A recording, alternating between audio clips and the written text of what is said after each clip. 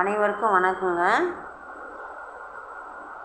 Post ஆஃபீஸில் சிம்பிளாக ஒரு 100 ரூபா லெவல்லேருந்து நம்ம கட்டலாம்.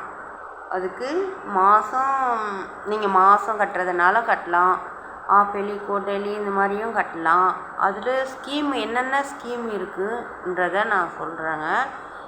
PLI, RPLI, MIS, RD, SB, senior citizen,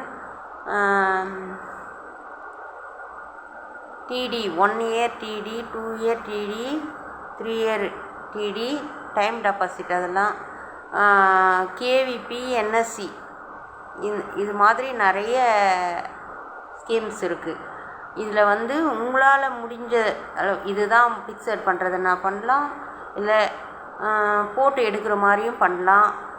இன்றைக்கி போட்டுட்டு உங்கள் தேவைக்குன்னா எடுக்கிற மாதிரியும் இருக்குது. நீங்கள் எதில் போடுறீங்கன்றதை நீங்கள் போஸ்ட் ஆஃபீஸுக்கு போனீங்கன்னா தெரியும். அங்கே போய் கேளுங்க. ஒரு 100 ரூபா லெவல்லேருந்து நீங்கள் எவ்வளோ ஒன்றா போடலாம், அது உங்களோட சாய்ஸ் தான். அது நீங்கள் இன்சூரன்ஸ் ஸ்கீமுன்னு எடுத்துக்கிட்டிங்கன்னா நீங்கள் ஒரு 100 ரூபாலேருந்து எவ்வளோ லெவல் வேணால் போடலாம்.